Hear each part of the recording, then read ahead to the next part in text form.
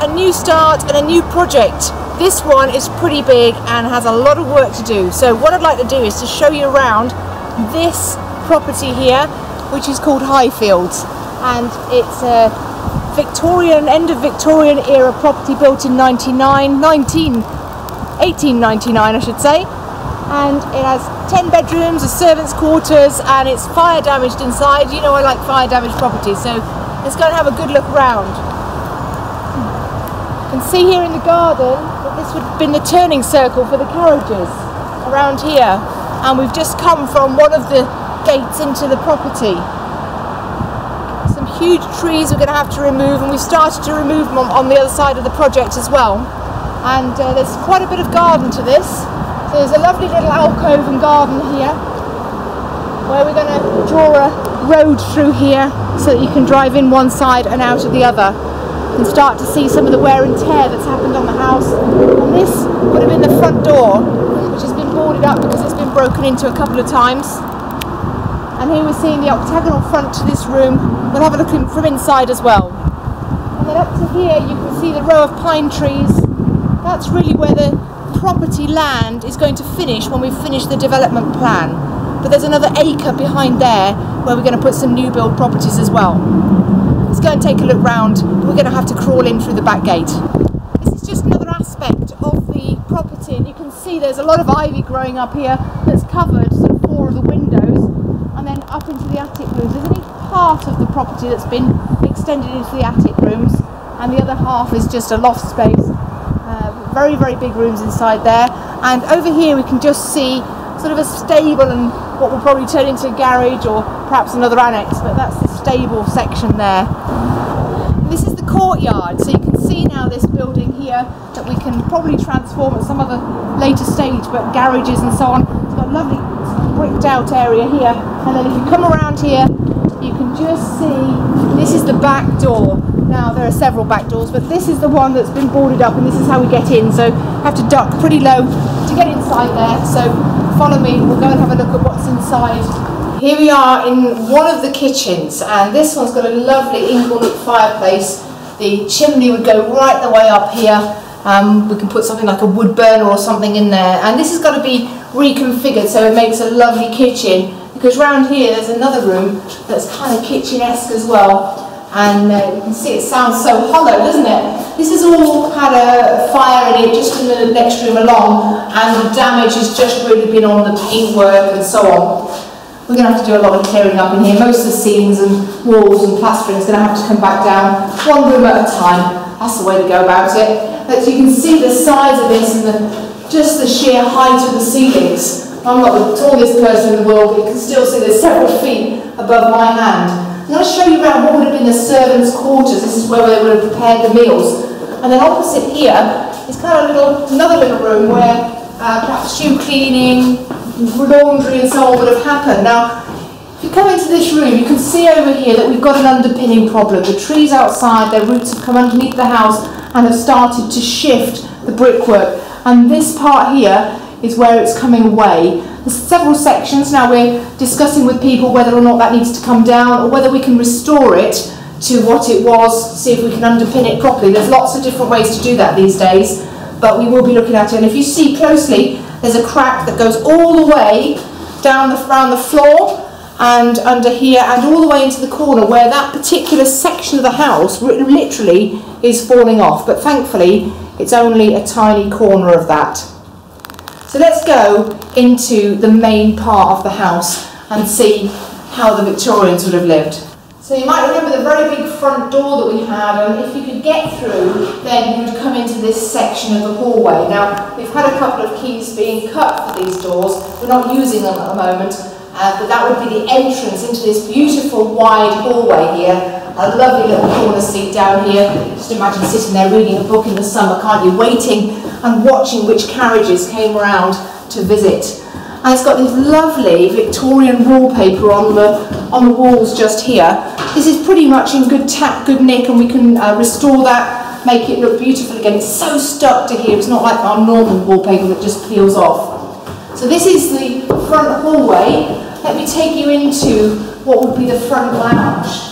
and it's all been designed to face south so that it captures the sun in the morning. I love this room because it's got a great octagonal shape over here. Lovely just to sit here. Imagine some window seats or something coming here. Beautiful light looking out over to the garden as well. You can see the damage that's been done. The water's pouring through the roof and the ceilings at the moment. And very soon there'll be scaffolding up so that we can get the roof fixed, because always it's roof first, outside walls, make sure the place is secure and that it's dry, and then you can do all sorts with the inside. So this is the front room, and let's go and see the dining room. And this is the dining room. See a beautiful archway here.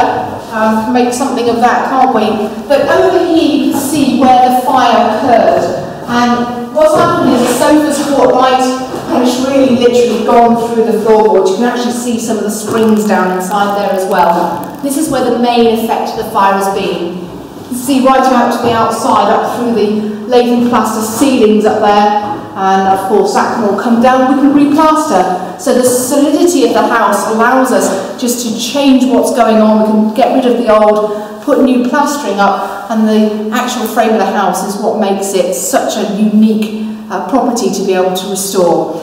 This is a huge curtain rail here. I've never seen anything quite as big as that. It would go up here, across this window, made to measure, absolutely massive. And so many fireplaces everywhere that we'll be able to make into wood burners and special fireplaces to fit in with the decor. Sort of an ancient and modern look about it. And again, it's got a small piece of the old-fashioned style, kind of coving sort of wallpaper here, but it's so thick and it's just glued onto the walls here, so that's quite a nice feature as well.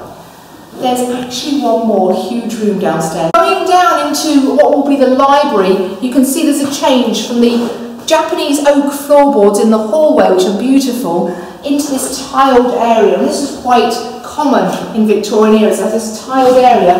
This would have been one of the side doors, so you could come in here after you'd been on the horses or whatever, and you get rid of really dirty boots and so on. This is the library. Another bright, airy room, huge ceilings, and over here, left from the original decor, there's beautiful kind of storage space, and this on here is actual leather, the decoration on the edges of here. That's quite fun, isn't it? And then looking over to a cute little fireplace again, and then over onto the gardens. You can actually see the other houses across the road from here too. And these great big radiators.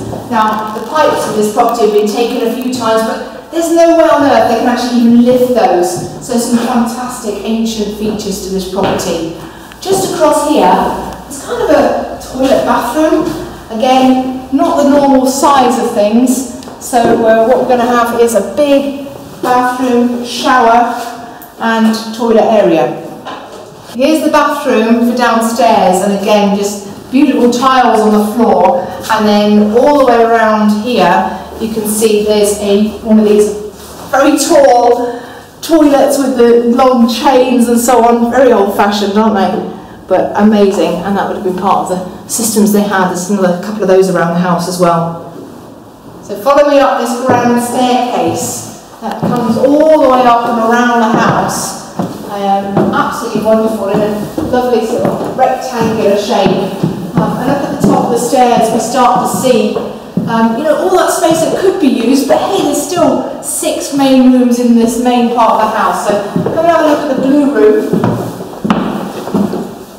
Quite boldly coloured, particularly the wood framings around the skirting boards. Of course, we don't do that now, we do nice white, don't we? But there was a time where these darker coloured skirtings and frames were very fashionable. So this is the blue room, quite a large sized room, and again overlooking the gardens here. Look at the features of the windows. If you have a look in here, you can see that these are the sash windows. They're still in pretty good nick, they just need a bit of restoration. And then there's this lovely feature around as well. You could argue that takes away some of the light, but that's the same on the outside of all of them. There's another room next door which matches this one, and that's pink.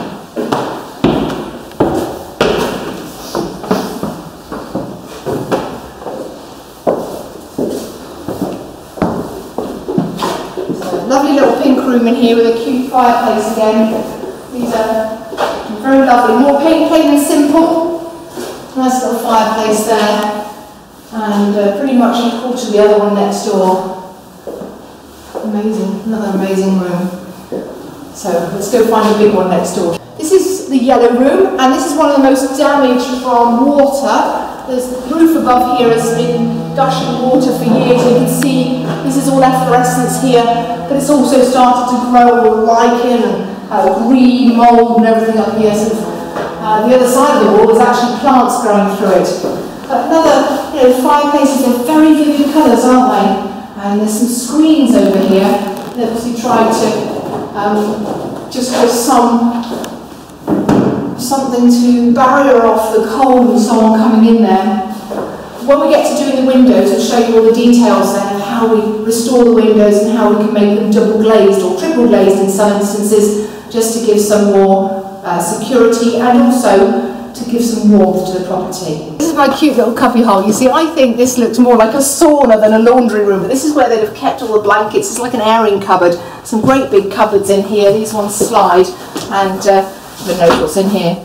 There's actually a radiator in this room. This one, I don't know what you're going to find in the cupboard when you look, but the radiator from the pink room, I think they gave up on taking that down the stairs. I think this should be a sauna, but we'll see how that works out. The whole row down there needs to be turned into bathrooms and so on. There's very few bathrooms in this place. So that's the little cubby hole that's opposite a really big room here. So this room here, magnificent, front facing. This faces south as well. And this will be the main room. And looking out here over onto the gardens. And we're looking to see if we can put a balcony out here as well, which would be absolutely lovely, overlooking those gardens and just in the sunshine there. Absolutely magnificent. Again, the big radiators and so on that are sort of features in this house. All the plumbing is going to have to change, but part of me just wants to keep some of those radiators here as well. So, are there more rooms? Yep, there are. Come and have a look at the other two rooms. So this room right at the end of the house, and water coming through the ceiling. You can see those sections where the ivy was covering the windows, and this is one of them. So obviously we can't see out at the moment, but it won't take long just to cut that ivy back and to make that another window you can see out of. Lovely little fireplace. Again, bright and airy, but it will be brighter obviously when we've got some sunshine coming in there. This one hasn't been too badly damaged. You can see over here now, out to the back of the property and onto the driveway at the back. And right next door, just one more main room in this part of the house, which again is covered by this ivy on the windows. So it's quite dark in here, and you can just see it'll be bright enough when those two windows have come out, or the ivy's come away from those windows. And these little cupboards are very, very narrow. I didn't believe I can't get in there. That's quite funny. I can't find another one to show you around because they're quite narrow. Then when you put many clothes in there, they must have hung them forwards rather than sideways. So, should we go and see what would have been the service? This would have been the bathroom, and you can see the lovely cast iron bath, although it's a bit wonky, so I don't really fancy that one just at the moment. But look at this fantastic old Victorian shower casing. I mean, I can even get in here. This is so fun. I'm not quite sure. A bit of a curtain on there. Oh, not sure about that one, but love these taps. Absolutely amazing. The features on it are brilliant, aren't they? And this is the bathroom. And then next door, we've got strange room. Come and have a look at this one. Okay, I'm not quite sure what all this is about, and we'll look into it and see, but it's got one of these fantastic pumps here for pumping the water. There's a sluice here. Remove that, we can see that's, you know, good place for rubbish and old dead water after baths and so on. Again, some screens up against the window. So, another little room. There's, like I said, there's not many toilets in here, but what we are going to do is have a look in this toilet, which isn't so badly damaged. Again, a very tall column there, and that goes into the back wall. So you can see where they've come here, so the cistern and so on will all be behind this part here. Cute little toilet, but if you think about this room and the next room and the big bathroom, lots can be made of those, so that's going to be fun to do. So the servants' quarters are a bit lime green, nothing we can't change. These are the stairs, so all the way up the back stairs. Hi Maris. So all the stairs here, I've got this chair lift, that's all going to go away, and then 2 flights of stairs up into where the servants would have had their bedrooms. So this narrower set of stairs up here, fantastic, narrow, and this is where we suddenly start to find the loft conversion, if you like, where the ceilings are very, very shallow. Move out of the way for all the ceiling that's coming down that needs to go downstairs. Okay, so if we go into this room first, there's 2 rooms, one off each other here, where you can see we've already started the work. You can hear the change in my voice because there's no ceiling to absorb the noise here. This has all been taken off in the last day or so that we can start to re-roof and re-plaster and see what we're doing with this section of the property. This is the bags with all the rubble in. And now we can really see out to the back of the property. See right through to the plot. So this first line of trees is where this part of the plot will finish. And then behind there you can see another sort of hedgerow, well, quite a tall hedgerow, and then pine trees behind there. The plot goes right the way back to those second layer of pine trees. And that's where we're going to be building about 4 new build properties on there.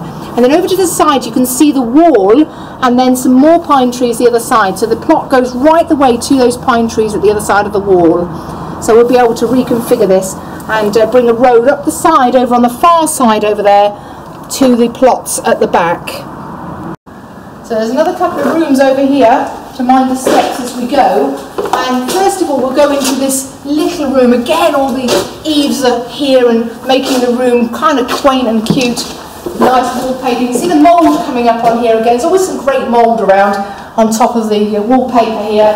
And again, out into the garden. In fact, there's a great pane of glass missing here as well. So that's a little bit of fun. In fact, somebody's out there surveying today to see how big it is and so on. So this is another cute room. I can imagine just having another guest bedroom or something up here. And then there's another great big room through here as well, which kind of fancies itself as a snooker room, or a games room or something like that. This one's quite big, and again, you can do anything up here, can't you? This is where we've got some major problems with the roofs. This is just one of the eaves that goes up and down. There's another whole one next to it. This is going to need some work to repair it as well. But they're all pretty big sized rooms. This is where the servants would have hung out, and they would have had their rooms and beds and so on here as well.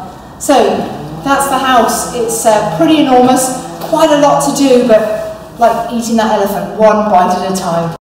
So we come down now from the servants' staircase. I call it that just because it differentiates from the other one, the back stairs, and then down here in this corridor there's a couple of cellars that I can stand up in. So you follow me down, just put some lighting because it's dead dark down here, and there's a few steps. It's not very deep, but there's a few steps down here. And then getting caught on all the wiring and the whatever sticking out of the walls. Cute little corridor, followed by 2 quite good sized cellar rooms where we can either have storage or we can put electrics, we can put the boiler system, anything down here. You can actually hear the cars from the road down here as well. It goes straight through here. Not big enough for a gym really, but this room as well is a similar size, so it's dry. Okay, ceilings need sorting out, but again, it's got the electrics coming through here. You can get all sorts in here, storage and so on. Little grills to see, to get some ventilation out to the real world. They'll probably stack coal down here, or supplies, their vegetables and so on. Fantastic. These great little cellars.